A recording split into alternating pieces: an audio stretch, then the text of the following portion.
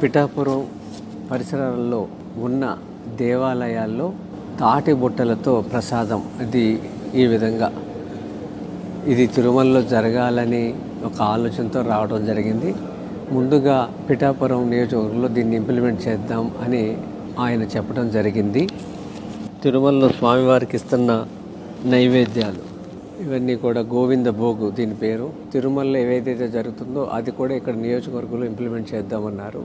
అలాగే ఇక్కడ చూస్తున్న ఈ మట్టి వినాయకుడు ఈ ప్రభుత్వం రాగానే మొదటి పండుగ 100 విగ్రహాలని అక్కడున్న యువకులకి ఎకో కాంటెస్ట్ అనేవాడు పెట్టి భక్తి శ్రద్ధలతో నిమజ్జనం చేస్తే పర్యావరణ రహితంగా ఇంతవరకు భారతదేశంలో ఎక్కడ అలా జరగలేదు. ఇది చేతి సంచితో బజార్కి వెళదాం. ఒకప్పుడు 40 ఏళ్ల క్రితం ఇలా అలవాటు ఉండేది.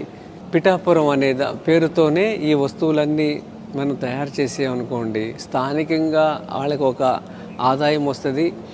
రెండోది అదొక మోడల్గా నిలబడుతుంది. ఈ అవకాశం ఇచ్చిన పవన్ కళ్యాణ్ గారికి మనస్ఫూర్తిగా అభినందనలు, ధన్యవాదములు.